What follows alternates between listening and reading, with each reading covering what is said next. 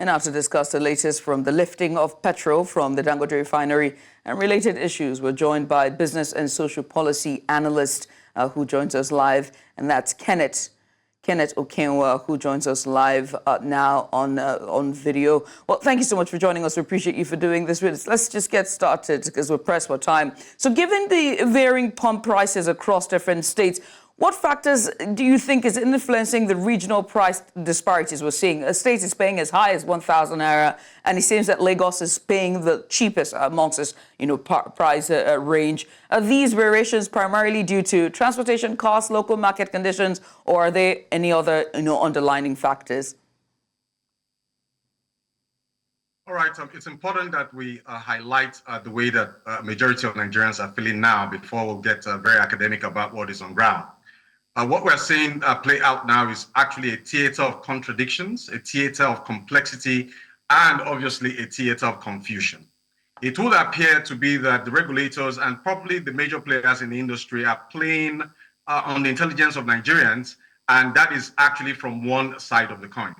But from the other side of the coin, to actually explain the contradictions that we're seeing in the pricing of these products, the major factor that is responsible is that which can be boiled down to the supply chain disturbances and the supply chain irregularities that actually characterize the distribution of the product. And when you take it from a more microscopic view and a more macroeconomic point of view, it is evident of the fact that we have not invested enough in liberalizing that sector and in ensuring that the liberalization saturates the entire nook and cranny of the Nigerian state.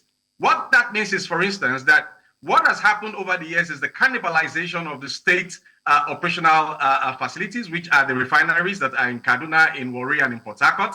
And now that we are allowing the private refineries to come on board, what should be done immediately is to ensure that across the different geopolitical zones in Nigeria, these same refineries with these same capabilities are allowed to exist so that we can have competitive pricing and bring the pricing of these petroleum products down so that Nigerians would not suffer beyond what they are suffering now. So the market conditions are not right. The politics behind the pricing must also be highlighted. And it's as though there are some, internal wranglings that are going on in this industry that we that are outsiders didn't actually have a total understanding of. But we hope that whatever is done, the Nigerian people will be put at the major pivot in decision making and ensure that macroeconomic populism is what actually drives this decision. This is actually painful. This deepens the confusions of Nigerians. This deepens the poverty of Nigerians. And this deepens the tears that many people have to cry just because we are not managing a God-given endowment, which should make us the richest nation on the continent of Africa, at least. Kenneth, I'm so glad with your submission because that takes us to my next question about the conflicting statements from the NNPCL and Dangote Refinery regarding the purchase price of petrol, which has now raised questions about their business relationship. Now, how does this disagreement impact the overall fuel supply chain and potential future collaborations? Well, the first thing that I've already said about the business model of NNPC, now NNPCL, and now that we're beginning to have major private players in the system, is the issue that borders on transparency and the issue that borders on what role the NNPC should actually be playing. You can't be judge and jury in a particular incident, a particular case at the same time. Should NNPC restrict itself strictly to the regulatory role, or should NNPC restrict itself strictly to the marketing role? So that we have a state actor, a state organization that also engages in marketing. And then we have a separate body that is responsible for complete regulation of both NNPCL and other players in the industry. We will continue to have this problem if we cannot disentangle what should be the unidirectional role of NNPCL. And because this business is a global business, and global shocks and global shakes and global market shakeouts would usually affect the pricing of commodities, the pricing of products from that sector, there is no way we will not continue to have this. So the real issue for me, away from the internal and external wranglings and the discrepancies between the NNPCL and other players, and the possibilities for us to have modular refineries in place to bring down these prices is that the Nigerian people will continue to suffer from this instability in the system because the country relies deeply on this sector to fund this energy, to drive this energy, and to move one thing from one place to the other. The earlier major players get the game right and put the Nigerian people at the forefront of their decisions and not put profiteering or profit-taking and rent-seeking in front of decision-making,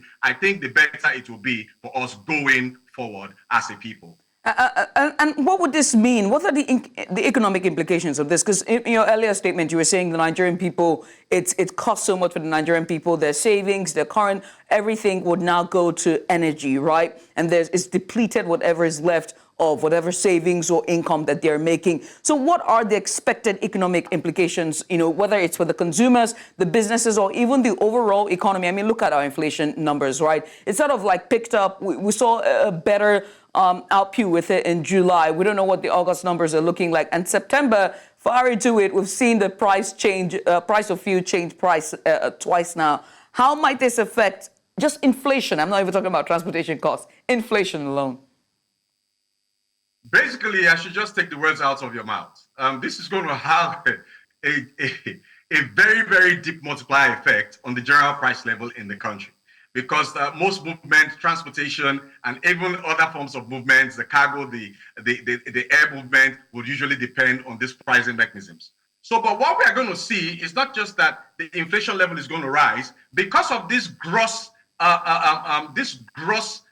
departure from social efficiency and what in economics we refer to as Pareto optimality. What happens is that most likely the multidimensional poverty rate will increase and nothing less than 80% of Nigerians will slide further deep into poverty.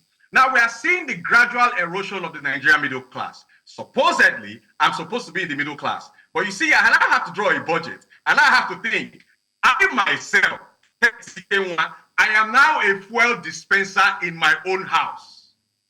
What a shame. And I have to determine how many liters I need to get from where I stay to Unilag, to get from where I'm going to one point. And you can imagine the dangers that come with having to live a life like that. So I hope that the presidency, and I hope that the regulators